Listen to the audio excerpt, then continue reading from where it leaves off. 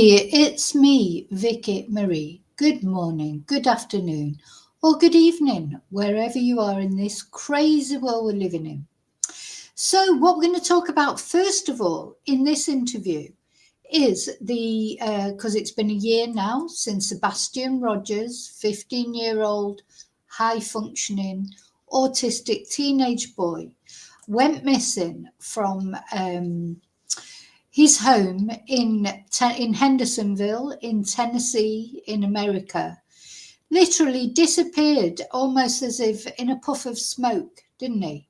And in a whole year, there has been no leads, no new information, not really. There's been all sorts of, fake sightings, or should I say false sightings, because there weren't fake sightings. There were sightings of people that were similar to Sebastian, but they just weren't Sebastian. There's been YouTube wars, there's been parent wars, there's been slander, there's been court cases. Some YouTubers have been actually taken to court and told to be quiet, but still aren't being quiet.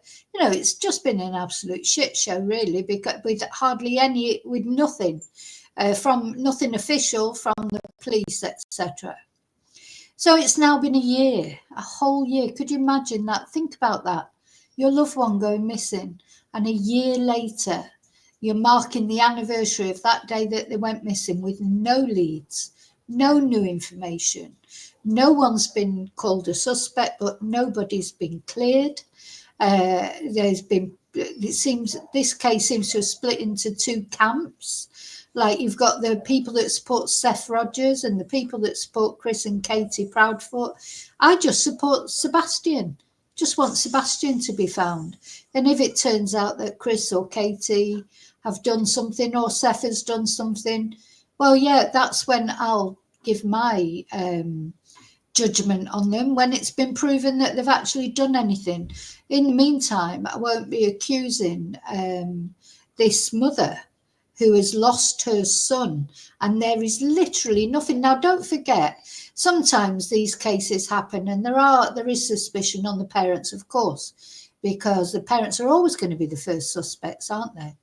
But there is no evidence, no forensic evidence. There's never been, their house has been searched many times, their car, nothing to suggest. Now, could they really have cleared up the scene so quickly, with nothing? There's CCTV cameras everywhere, nothing was seen. As far as, if as some people think, the Proudfoots did something to Sebastian, took him off somewhere, hid his body or whatever. Wouldn't there have been some CCTV, some evidence of that? There isn't. The police will have investigated it all. Apparently the police they've all had lie detector tests and they've all passed, apparently. So this is where we are. A year's gone by. This boy is still missing. And to mark the year anniversary, I suppose, with lack of a better word to say for it, Katie has done an interview, and it's her first interview for quite a long time. She did some interviews in the beginning with Chris. That all backfired on them, so that's it. Whereas Seth has actually created his own YouTube channel now, and he's quite often, he's got memberships that can cost $50, $49.95. If you've got to think who's making money out of this case. The person who's making the most money out of it is, of course, Seth. Katie and Chris haven't even either come on and said anything bad against Seth, really, as far as I know. So, but what I'd like to see is them all getting together, providing a united front to find Sebastian. I don't think any of them really have had anything to do with his disappearance. But I don't know what happens to him either. Maybe somebody else did it. Maybe Sebastian ran away and some accident befell him. Maybe he got in a car with somebody. At the end of the day, nobody knows anything. about this case. Whatever people might say they know or they don't know anything. Nobody knows anything, nothing official anyway. So first of all, before I say hello to everyone, which is what I'm going to do in a minute, I want to say thank you. As always, I like to say thank you.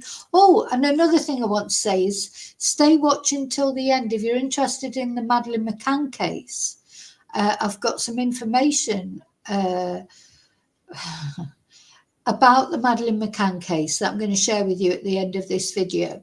So we're going to look at Sebastian first and this interview, where we are with this case. And then I'm going to be telling you about something that's emerging in the Madeleine McCann case. Okay, so yeah, thank you. Please remember to subscribe to get updates on this case and all the others we're covering. Please leave your DNA on the like button, share if you can, so the maximum diffusion to find out what's happened to Sebastian.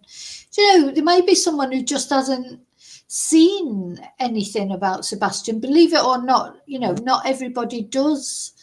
You know, is glued to true crime channels like I am or we are. Some people really, they might just catch a glimpse of it. Some people won't even know anything about Sebastian. You know, the world is a huge place, but somebody just might know something, and it just might jog someone's memory about something, or think, oh, you know, I saw a boy like him, or I heard something about him. You know, you just never know. I mean, it's long shots after all this time, but at the end of the day, it's not impossible, is it? I want to thank all my members. I want to thank everyone who's bought me a Ko-fi. I'm going to put the details up of buying Ko-fis and also how to join. And also thank you for everyone who's PayPal'd me, sent me nice messages, sent me an email. I've had a lot of emails lately. I am ploughing my way through them. But I haven't been very good at replying to emails just lately. Sorry about that. Okay. So, yeah, if you want to support my channel, I mean, obviously be the subscriber, liking, sharing, etc. They're free ways you can support my channel. But if you want to buy me a Ko-fi, these are the details of how to buy me a Ko-fi on just ko-fi.com, Vicky Marie. And also, if you want to become a member, I think I have you can join the channel here for under, I think it's $4.99 a month. Every Thursday we have a special members live chat, which if you can't join in that, you can watch it afterwards. And there are lots of videos on the members that aren't available publicly. Okay, I think that's it. So let me say hello to everyone and then we'll have a look at this interview. Hi, Mike. Hi, Angel. Oh, let us know when you hear anything. Hi, Laurie. Hi, Kelly. Yeah, you'd think there'd be something, wouldn't you? But, you know, it's the same with Summer Wells, of course, isn't it? You know, you cannot believe that there can be nothing in a year. Just can't believe, you know, it just seems ridiculous. But, of course, now this video has come out where it seems like someone was lurking there around about just after 12 that morning. But, you know, you can't see it well enough to see if it's Sebastian or, in fact, who it is. You know, you just can't see it well enough. Let me just take this banner off now. Oh, there it is. So, with no further ado, let's have a look at what Katie had to say. And the first thing I just want to say, I'm going to put up this just for a minute. This is the thumbnail. And you can see that Katie looks very different to how she did when Sebastian first went missing. Now, I do feel with Katie, she couldn't really win with this interview, because if she got all dressed up and put her makeup on and, you know, dressed up to the nines, that wouldn't go down well, would it? People would criticise her for that. And they would say, why is she all dressed up? You know, she'd get criticism for that. So she's come on and done this interview, it looks like, with no makeup. You know, she does look, you know, no offence, and it shouldn't matter how she looks, but she looks, to me, distraught. And, you know, but of course, I just really think she couldn't put any makeup on or anything, because that would have been criticised. So I think Katie's in a no-win position. I think she's done well to do this interview, because as soon as she puts herself out there, she knows she's going to get criticised whatever she does, whether she appears in a sackcloth and ashes, or whether she appears all done up and all makeup intact, etc. She's going to get criticised whatever. So she was quite brave to do the interview in the first place. For me, I think she was very brave. So, okay. So let's have a look at what we've seen. I don't know if there's more to come out about this interview. Maybe there'll be more coming out. Yeah.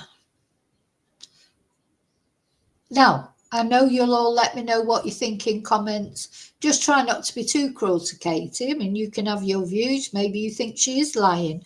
Maybe you think she does know more. That's fair enough. But don't be nasty. Don't attack her. Always bear in mind that if it turns out that she did have nothing to do with it whatsoever, which at the moment it seems like, you know, it's not very nice for her to be going through this, is it? So we have to have thought for that.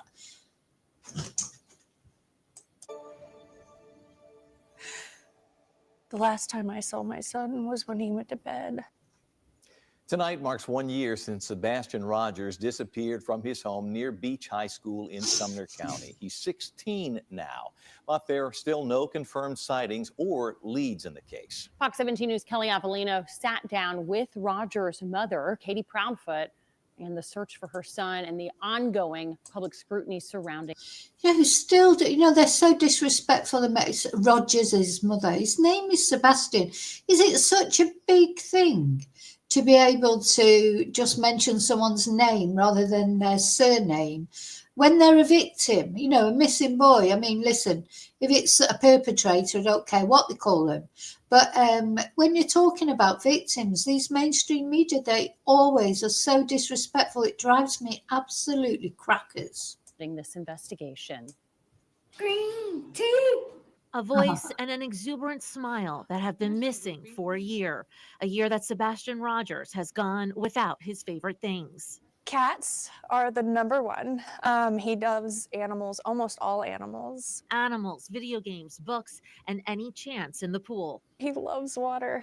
He swims like a fish. Sebastian also missed his birthday. December 7th.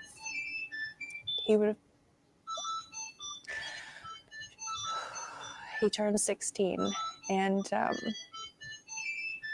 he should be home for that. But Sebastian, who has autism, hasn't been home since February of last year. After dinner at the Texas Roadhouse on the 25th, Katie says she and her son went home. Did anything happen the night he went missing that was like caused him to run away? Was he punished in any? So sorry, my phone's ringing. So I'm just going to go back a little bit.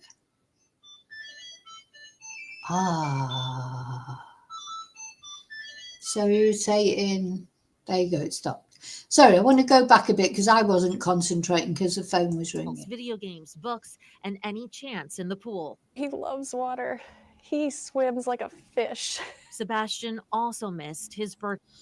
So I do think Katie looks very genuine there, and you can see there are tears in her eyes.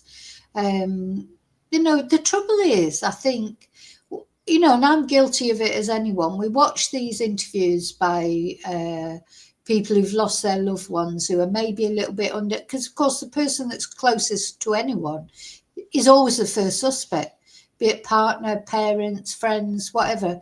You know, that's what they do in investigations. They start close to the person and work out, don't they?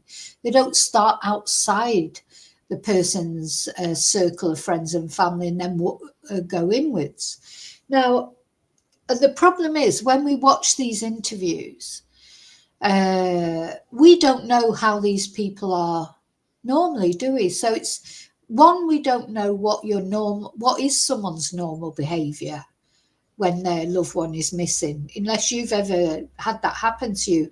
And then you're a unique personality in yourself, so you might react in a completely different way to somebody else. Also, we don't know these actual people, so we don't know how they normally are. So we have no landmark to, if you know your own friends and family, if they're acting strangely, you know straight away, don't you? Because you know them, you see them on a regular basis, if not every day.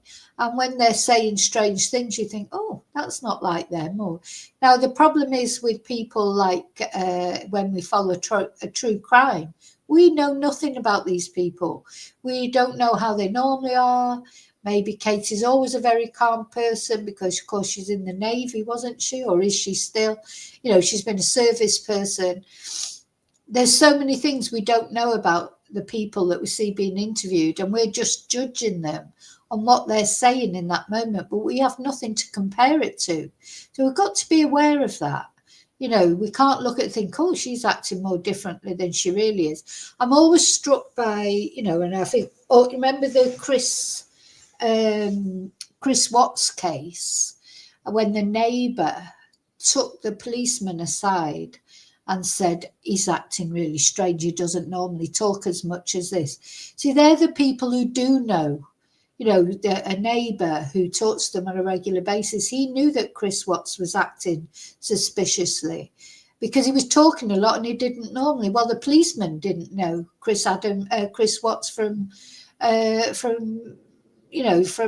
piece of bread. He didn't know anything about Chris Watts and what he was normally like. So the policeman, it's hard for the policeman then, although, police do get their spidey sense, don't they?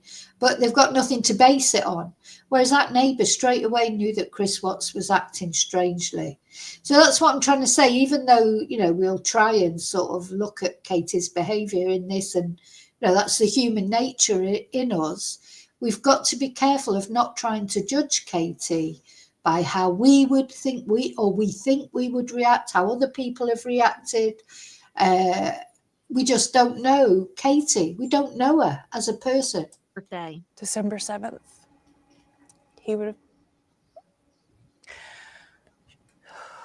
He turned 16.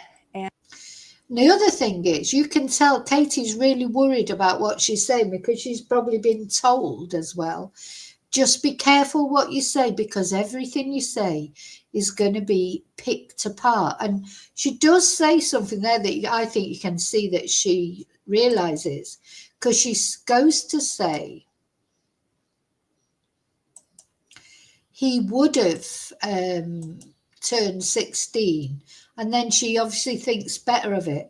See, the other thing is, so people are already picking up on that. I'm just mentioning that because I've seen it on other YouTube channels already. Oh God, these garbage YouTube channels just making the most of this. They're loving it, they're picking up. And she does say he would have turned 16. Now, of course, Katie doesn't know for certain that he hasn't turned 16 because she doesn't know if he's alive or if he isn't alive. But, honestly, if you're being honest, and I think what Katie feels inside and probably what she knows from what the police have told her, it's likely that Sebastian is not still alive, isn't it? I mean, you have to face the reality of things. So she's gone to say that. Doesn't mean say she killed him, or she murdered him, or she knows for a fact that he's dead. What that means is that he's been missing a year with no trace of him whatsoever. And so it doesn't feel very positive. And I just really felt sorry for her because, as you could see, she said it, and then she realised, and she did take it back a little bit, which, as you can imagine, the garbage YouTube, they're rock bottom, these YouTube channels, making the most of it. His birthday. December 7th.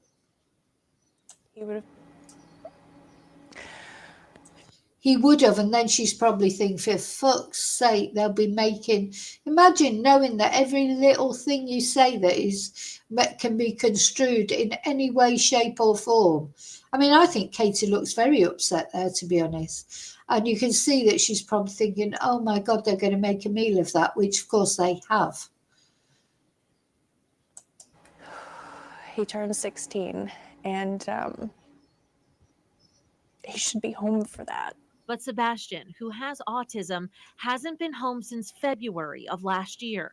After dinner at the Texas Roadhouse on the 25th, Katie says she and her son went home. Did anything happen the night he went missing that was like caused him to run away? Was he punished in any way? An argument? Just a normal night? It was a normal night. It was a calm night. That turned tumultuous by the next morning. This is when I went in his room and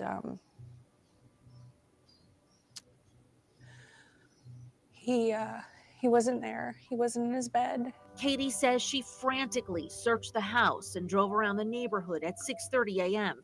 until she and Sebastian's stepfather, who says he was away for work at the time, called police. We need you to search your properties every day. But an Amber Alert and an extensive... So that's what they said from day one. So Sebastian is known to like hiding. He is known to like water.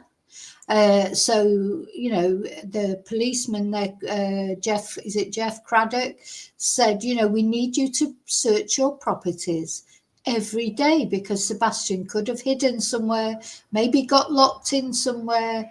You know, it was just a complete mystery. No CCTV evidence of where he'd gone. No, they took the dogs. The dogs went to the retention pond, and then the scent disappeared. You know, did he go in the retention pond and come back out again and go back to the house even? Who knows? But, you know, it's basically they searched the landfill site. Nothing, nada, zilch. It's unbelievable that nothing could have been found, isn't it? It is like he was just transported away, you know, beamed up, energized. I mean, it's, except we know that doesn't happen, just so weird. Week-long search didn't yield one significant lead or even a glimpse of the boy on any doorbell cam video.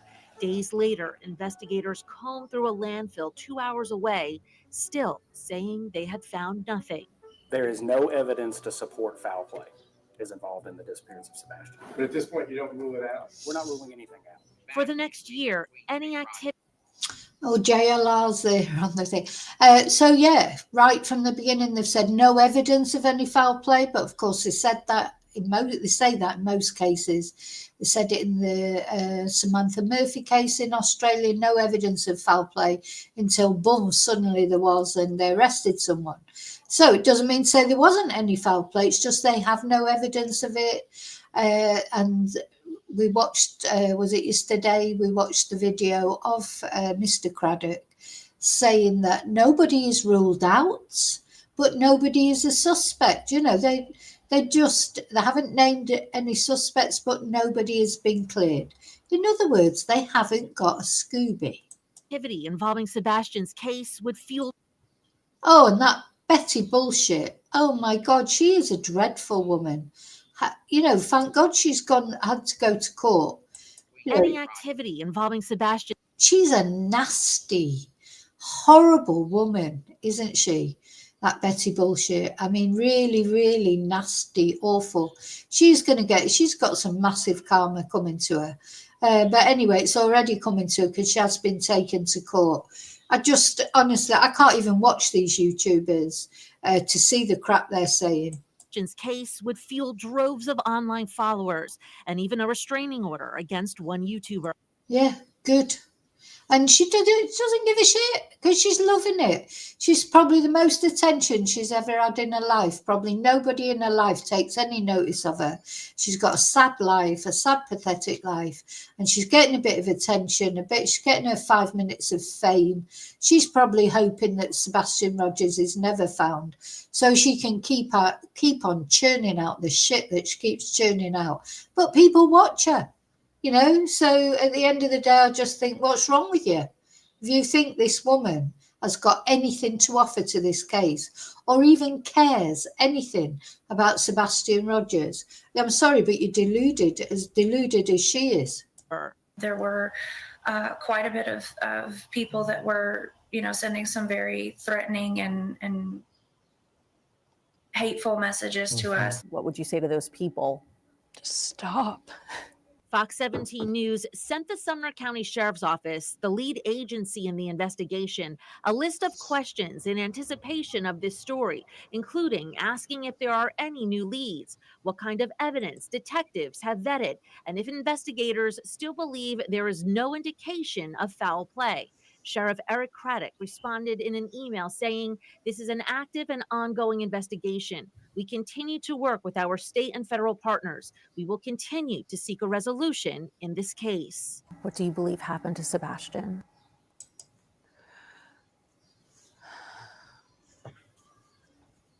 Unfortunately, over the last year, I have thought every single day, night, every moment of every possibility of something that could happen to him, where he could have gone, if he had gone with someone, if someone took him willingly, unwillingly, if he'd run away and got lost, if he'd a million different things. And unfortunately, I don't know. But Katie and a private investigator she retained believe this piece of surveillance. So I think that just came over very genuine. She just doesn't know. Imagine not knowing. Now, let's take the devil's advocate and suppose that she does know what happened. Maybe there was an accident, but still she's going to feel like shit, isn't she?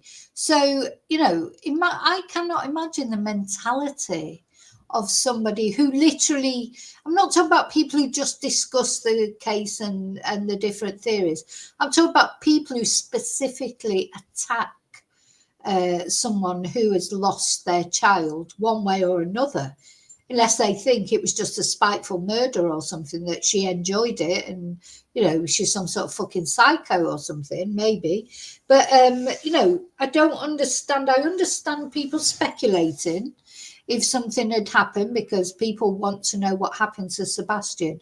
But the thought of actually directly attacking someone or going to their house and stalking them, or, you know, and then, or getting together like these YouTubers have, they're like this band of evil people, aren't they? Just nasty. They're not offering anything positive towards finding Sebastian. They're just pouring hate on a mother who's lost her son one way or another.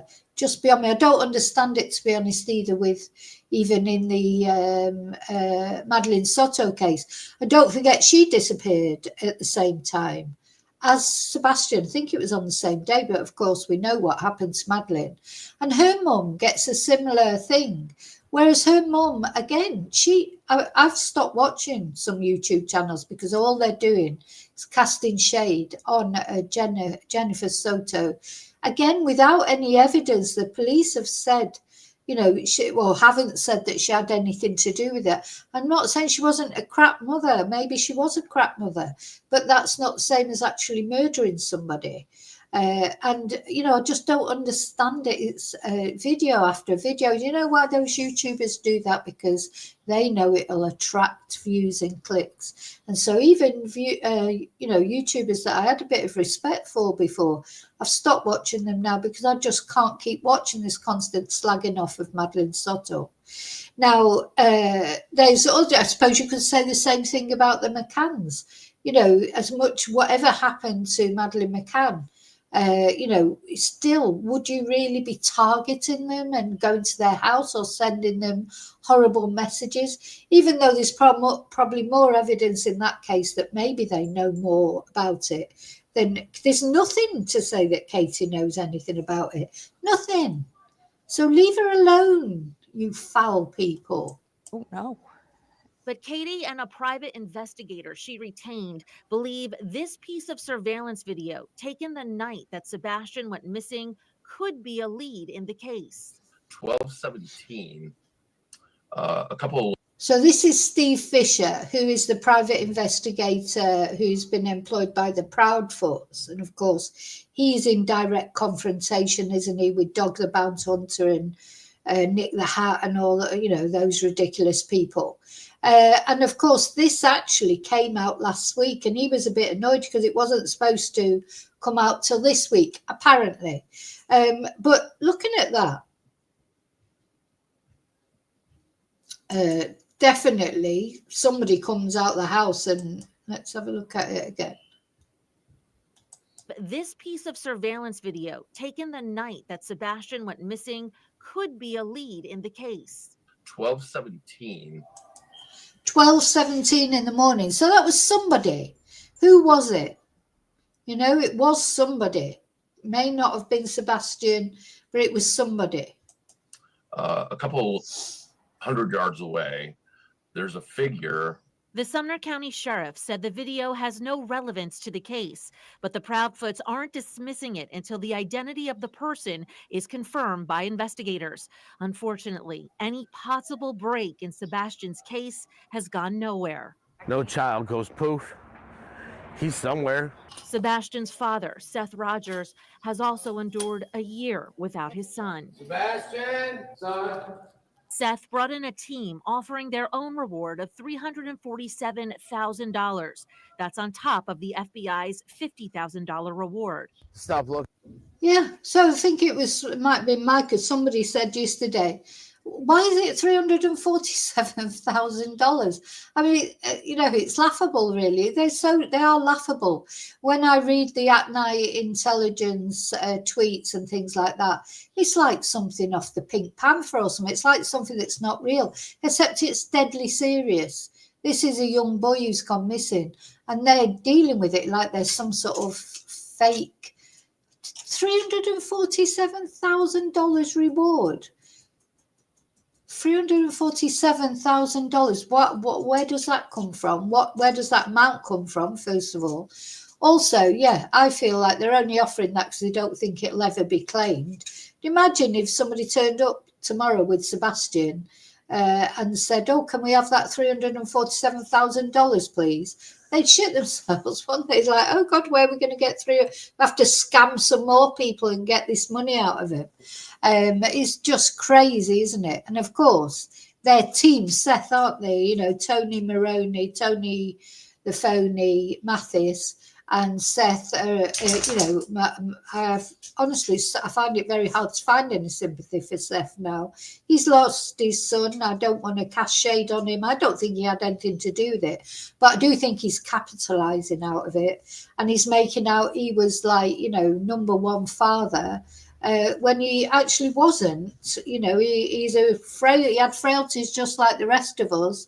None of us are perfect parents. And there's him sort of making out he was the best, the best thing since sliced bread. And he actually wasn't, was he?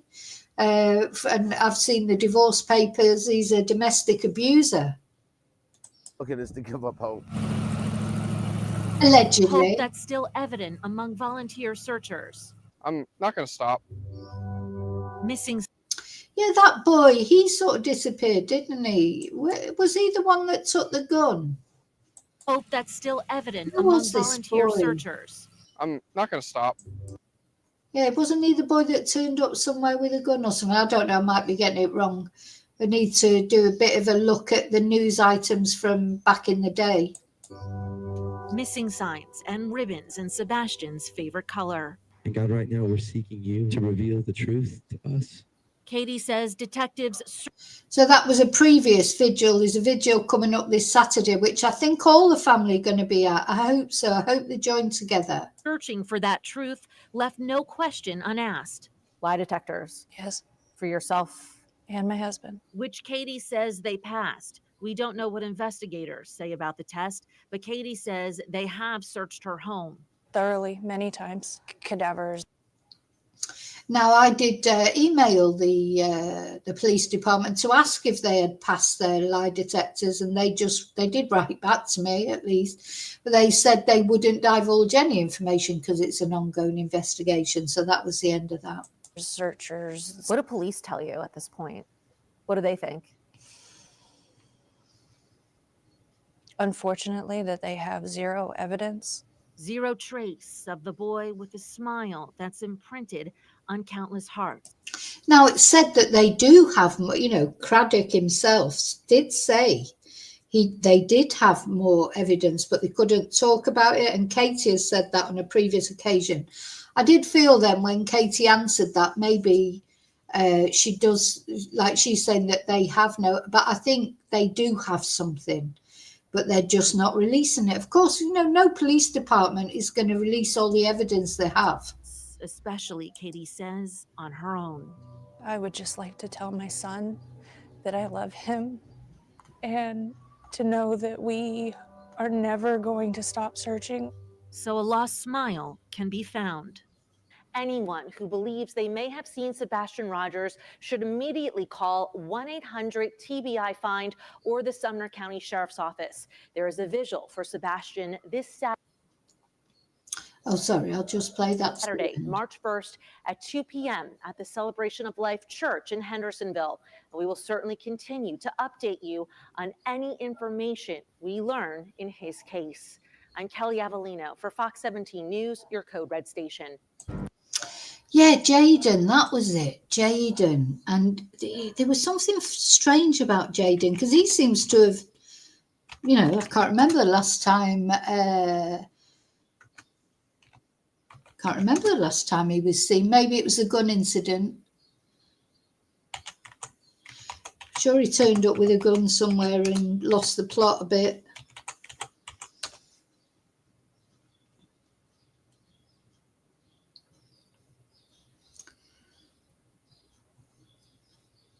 Yeah, JLR. You can always rely on JLR for a bit of. Look, so this was, when was this?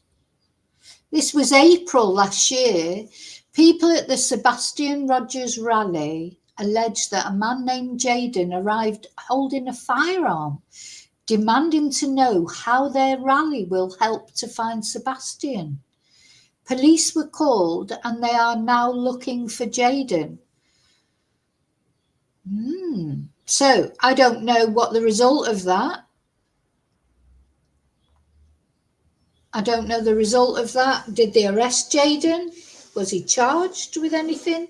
Why did he turn up at a rally demanding to know how their rally will help find Sebastian? Odd, isn't it?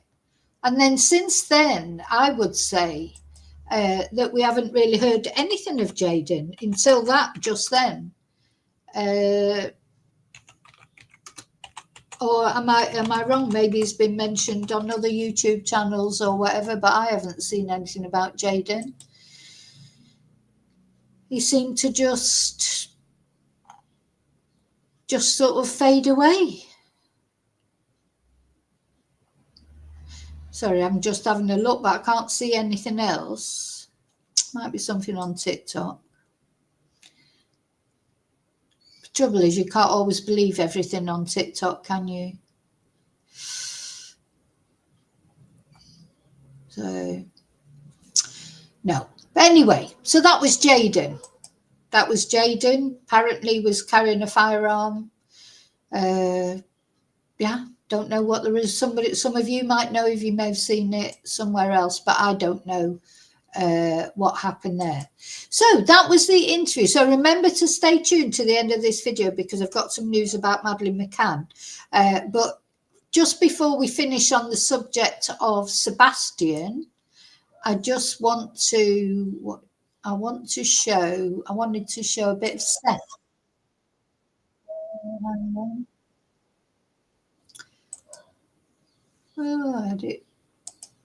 Yeah, now of course Seth now has set up his own YouTube channel, hasn't he? And apparently this Thursday he's going to do a live sort of to, I don't know, mark the 1 year since Sebastian went missing. And he's made quite a few videos. I think this might have been the last one with Tony Mathis. Tony Mathis, I'm sorry, just gives me the creeps. I don't know why, he literally gives me the chills, that this man. And I don't really know why, but anyway, he does. So Seth's done quite a few lives. He's raised quite a lot of money. He's got his memberships, etc. I'm not going to play his video because you know, he might do me for copyright. I don't know, and I'm not going to ask him if I can use it. That's for sure. You know, I'm not saying I don't feel that Seth had anything to do with Sebastian going missing, but I do feel both him and Tony Maroney are making the most out of the situation. To me, they're the ones that are capitalizing on Sebastian's disappearance, you know, and I don't really understand. You know, I understand why you would want to set up a YouTube channel because, yeah, he should be able to say what he thinks, and I think it's better him having his own YouTube channel than you know, appearing on other YouTube channels. But don't really understand why he set up these massive memberships. I mean, $49.99 for a membership. You know, people will donate, and I'm not saying there's anything wrong with donating to him, maybe to make, you know, to do the posters or do whatever he wants, you know, if it makes him feel better. But yeah, it was the memberships, I think, that did it for me, and not even just the memberships, but such expensive memberships. Just, you know, I didn't like that. But that'd be Tony's influence, I would think, because Tony has organised them. Of course, Seth has fell out with all these other, I'll just play the video a bit. He's covering up his baldy head, Tony. Just why,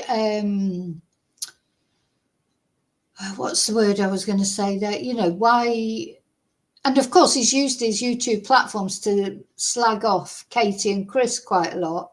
Oh, Tony's gone to sort his hat out there, I think. You know, there's just something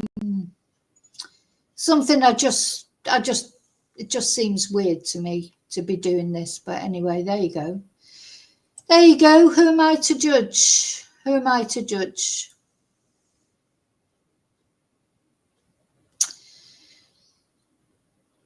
So, no, I hope something does happen. I hope something does happen soon. You know, one way or another, this boy needs bringing home. It feels negative at the moment, doesn't it? Definitely doesn't feel like he, you know, is going to be found. Doesn't feel like he's going to be found alive, but of course he may be. He may be, mayn't he? Let's hope so. We can but pray, really.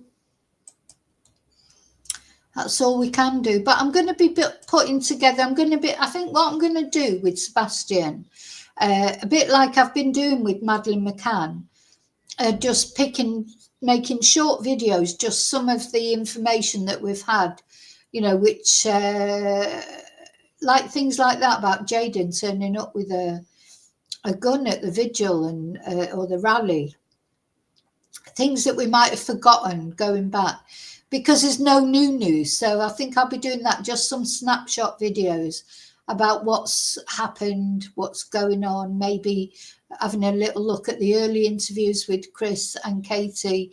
Of course, Chris made a mistake, didn't he, of going on YouTube channels and getting angry with people, and that led everyone to think, oh God, he's a really angry person, and he's this and he's that. And of course, he's got the, you know, we know that he had taken a belt to Sebastian, you know, all those things, but none of those things, as much as obviously it's not good, doesn't mean to say that he murdered him, does it? So that's the thing that we have to consider, is where's the evidence? If we don't have any evidence whatsoever, nothing, you know, like if the dogs would have alerted to DNA in Katie's car, maybe, like with the McCann's case, or in the house. But there's been nothing. There was no forensic evidence found in the house.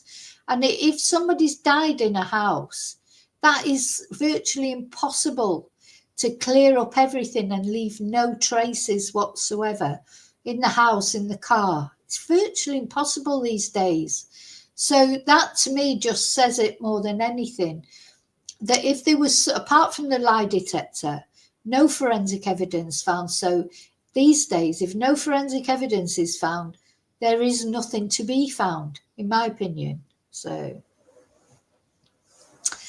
okay, so that's all I'm going to say about Sebastian, but I hope you'll stay with me while I just, oh my God. So the latest twist, if you like, in the Madeleine McCann case, this beautiful girl, let's change the logo up at the top. You know, I hope Sebastian Rogers doesn't turn into this kind of case. Of course, it's been 20 years since Madeleine disappeared from the holiday apartment in Pride-a-Louth. And now there was forensic evidence apparently found. And, you know, we saw in a previous video, the search dogs did, Eddie and Keely, was it? Keela, did, you know, alert to DNA in the apartment and the rental car. But the problem is, of course, you know, this is an apartment where lots of people had stayed, a hire car that lots of people would have used. So it's difficult to say, you know, doesn't mean to say that it was because of anything the McCanns did. I think with the Madeleine McCann case, though, there's such an accumulation, there's almost too much evidence, isn't there? But none of it being conclusive. So, you know, now, of course, the latest twists over the last couple of years have been all these people, or anyway, one person in particular, claiming to be Madeleine. And of course, this is Julia Wendelt. Now, I've just found, actually, I'm going to be doing another little thing on this. So apparently it's not the wrong guy that she's got this mark in her eye, but it is in the wrong place. But I'm going to show, that's for another video. That's for another video. But what I want to talk to you about today is now we've got another Madeleine McCann coming out of the woodwork. Another girl who insists that she is Madeleine McCann. Let's have a look. Oh, where is it? Oh. Gosh, sometimes I put too many windows down and I lose the window that I wanted, but let's have a look.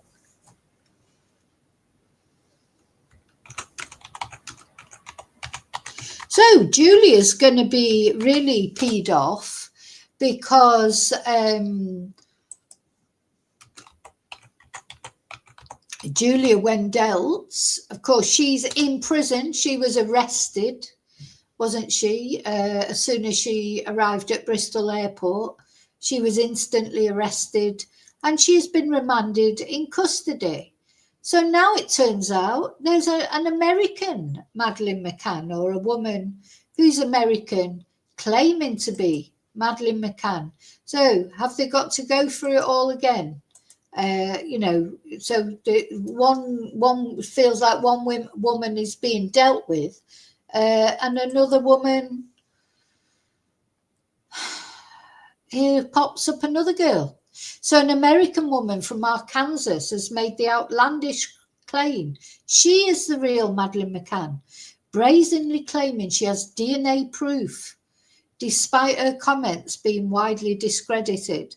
Do you know, if I was the McCanns, honestly, I don't, a DNA test, their DNA is already registered with the police. Just let them do a test with this person. It can't be that difficult. Just shut it down straight away, because otherwise these people get all this publicity and that's what they're doing it for. So Eugenia Collins, 22, launched a strange social media campaign claiming she is the tragic British child who went missing in 2007 while on vacation with her family in Pride-a-Louth, Portugal. Blonde-haired, blue-eyed Collins, but she hasn't got the eye defect that Madeleine had, that at least Julia has got, that Columbo or whatever it's called. Blonde-haired, blue-eyed Collins told dailymail.com she started to think she was Madeleine after seeing Polish woman Julia Wendelt on Dr. Phil's talk show, and she noticed similarities in herself and the pictures of the missing girl. And Wendelt was this week arrested for harassing the McCann family. If it wasn't for me seeing her on the Dr. Phil show, I would never have known. In a way, her stupidity, can you believe this? Listen to this. Her stupidity actually helped me find my family, Collins bizarrely claimed. I saw the age progressions and it was like I was looking in a mirror. I just know I saw pictures of myself online and it says I'm missing. Collins' birthday is October the 23rd, 2002, putting her around the same age as Madeline, who was born on May the 12th, 2003. She took an ancestry DNA test, which shows she's 68% English and Northwestern European, which she believes helps prove her case, but said she does not have any other DNA connections to the McCann family. And despite having very limited, so this is her, looks nothing, looks, maybe she's Julia's sister. Maybe you're Julia's sister, but you're definitely not Madeleine McCann. Sorry, nada. You don't look anything like her, except you've got blue eyes and blonde hair. That's about it. So Collins said she was upset. The local police in Arkansas, sorry, I want to laugh, but it's not funny, of course, have not taken her seriously. She also claimed she has tried to contact Operation Grange, the Metropolitan Police Department's investigation into the case. So you know what's going to happen now, don't you? She'll be all over the YouTube, because these YouTubers, again, unscrupulous YouTubers that have had Julia on talking a load of crap so far. She's in prison now, so they can't have her on anymore. They're going to have her on. She's going to make the rounds again of all these YouTube channels that are just, you know, they should be shut down on Scott. They're a bad advert for other YouTube channels as well. And that's what makes me angry, because in the end, all YouTube channels get tarred with the same brush. So she hasn't got the eye defect even. So, you know, what?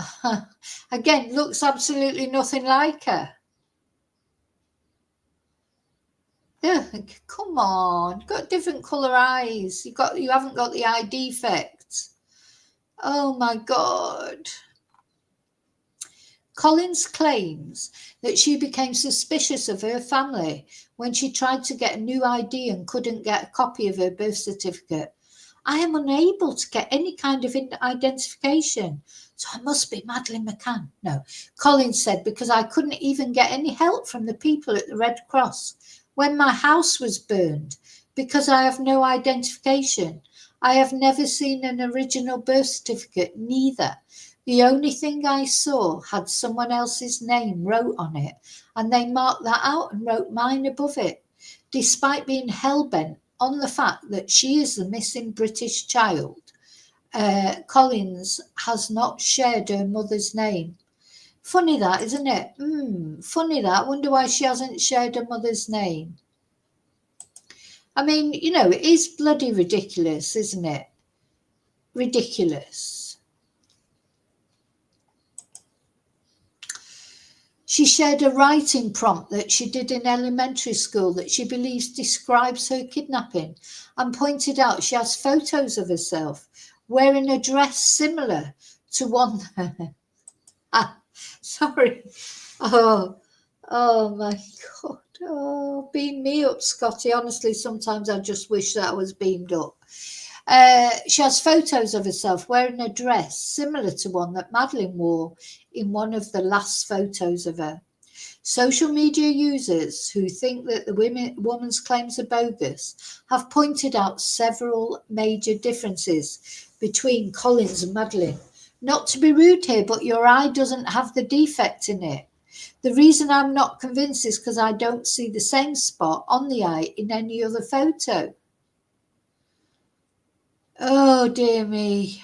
Dear me. So here she is. This is the new fake Madeleine McCann. So one goes to prison and out pops another one from Arkansas.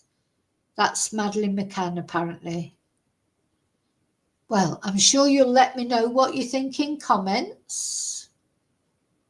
68% English and Northwestern European, which she believes proves her case or helps to prove her case.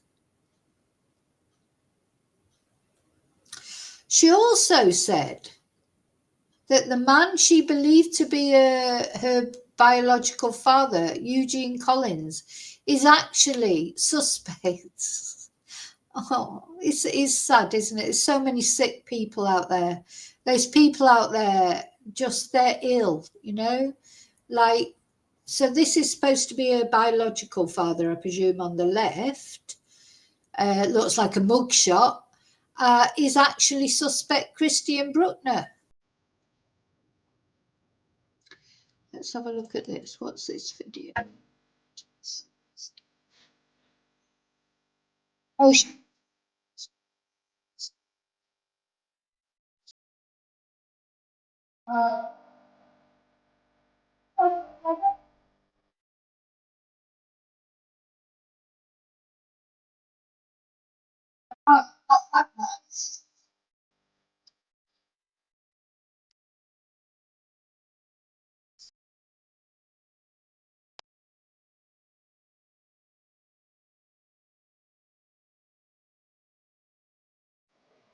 I have to turn that off because I don't want to listen to it.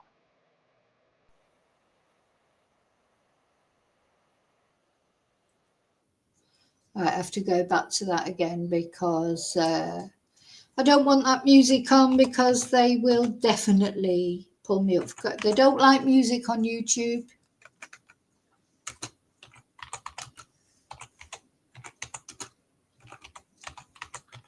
So yeah, she's been all over Instagram,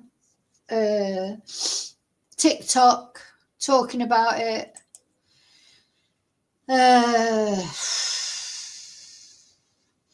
So Julia's not going to be very happy, is she? She's now got competition for her madness. Let's go back to it again. Yeah, poor Julia.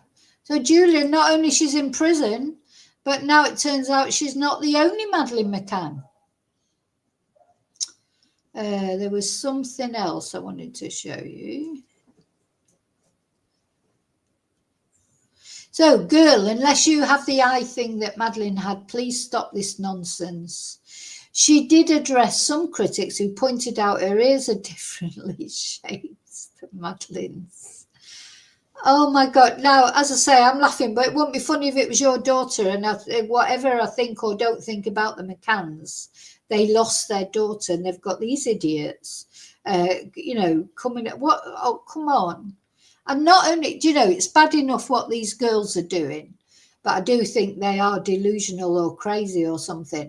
But then this girl, believe me, those same YouTubers that interviewed Julia and gave her a platform to speak from, they'll be right there with this one as well, because they'll want those clicks and they'll want that attention. So Collins also claimed that the man she believed to be her biological father, Eugene Collins, is actually one of the main suspects in the case, convicted P and German native Christian Bruckner. I saw pictures of the suspect and he looks like my biological father, or who I've been told is my biological father my whole life. I never had any relationship with this man whatsoever. I was always told he was a little off in the head. Well, the apple doesn't fall far from the tree, does it? When I first saw the photos of Christian B, I instantly recognised the man. So will the real Madeleine McCann please stand up? Is it Julia, or is it this other woman, or is it neither of them? Probably neither of them, I think. And something else for Jerry and Kate to face, which,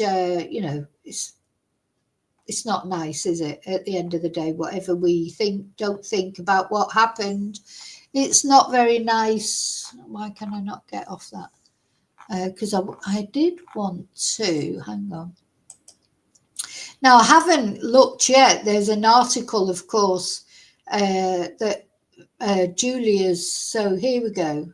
Yeah, I'm going to do a focus on this in a video. This one fake Madeleine McCann. Yeah, Julia's parents. We'll look at this, not today, actually, because I haven't got time.